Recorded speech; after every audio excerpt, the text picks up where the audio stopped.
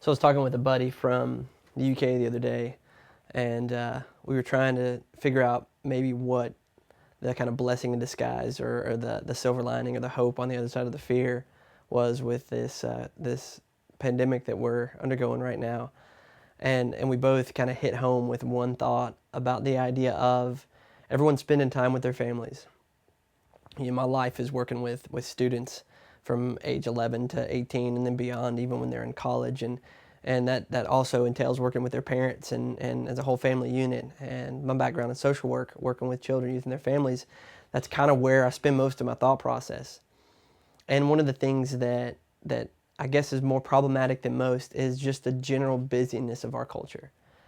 From expectations placed on students by a culture of success, where success is measured by external outcomes such as career and ACT scores and grades, and it sets a certain standard that's almost unachievable for most of our students, where a fraction of a percent of those that can actually achieve what they're set out to achieve. And while hard work and effort aren't undervalued by this, it also prevents some kids from ever feeling like they're enough. Yet we continue to try, and we're just so busy as a families, as people, as individuals. We fill our time with so much stuff, and this stuff, if you really look at it, how much value does it add to the lives that you're living and the way that you're connecting with each other? I think that what we have right now in our quarantine states, if you will, some of us are locked down more than others, is we're forced, maybe for the first time in a long time or even ever, to spend time solely with our immediate family. Now, for most of the kids, you're already annoyed by your parents or your little brother or your older sister, whatever that may be. Yet, don't lose sight of the beauty that exists within this, which is the fact that you get to connect with your family, the people that will be closest to you, that should be closest to you now, that you will be closest with for the rest of your life.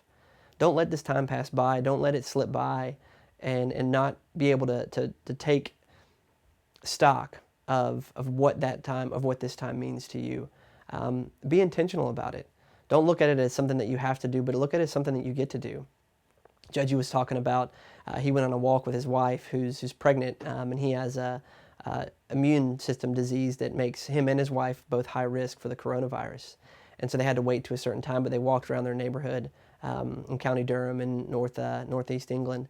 And he said there were so many people sitting out on their porches, and you could hear the conversations that he was having with his wife because the drum of cars and the busyness wasn't around. You could hear the birds chirping and the few trees that exist in their little borough. And the neighbors were waving, and they were asking how they were doing. And he saw one of his neighbors put a box on her front porch, and it said, "Take if you want."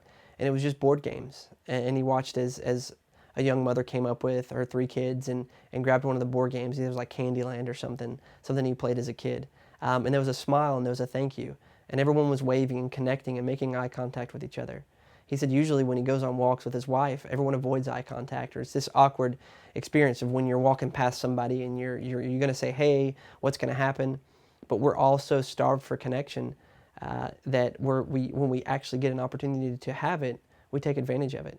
And I hope we don't lose that. I hope we don't lose that idea of the most beautiful thing that exists in our humanity and who we are as humans, is that connection to each other, that connection to our environment, that connection to our social groups, not just as something that we have to do, not just as something that's part of the schedule, but as something that adds immeasurable value to our lives. And as this pandemic kind of progresses and goes into something new every day, we're watching the news and waiting for this to happen, or what did Trump say, or has going on in the other countries, or we're looking for someone to blame, or we have plenty of things to be stressed out about. Take a minute and spend time and connect with the people that you are locked up with. Maybe get out a card game, a puzzle if you haven't done that already. Maybe have a conversation. Kids, maybe you haven't had a conversation with your parents in a long time that didn't have anything to do with what kind of grades you made in school, or how well you were doing on your sports team, or anything about other than them. Ask your parents how they're doing. You'll have a conversation, connect with each other. And I think that that's really all that we can do right now. And what a blessing it is, because so many of us don't have that opportunity, or we neglect that opportunity on a daily basis because of the general noise that exists around us so often. So that's my challenge, is to connect. Just connect. Don't think about what you don't have, but have the courage to really look at what you do have that's right in front of you. and spend time with it and settle into it and see how God can move through just the simple interaction of your loved ones and your immediate family. Read a book to your younger sibling. Ask your older sibling how they're doing. Maybe go play a game of catch, something. Do things that you would never have the time to do, nor would you want to do.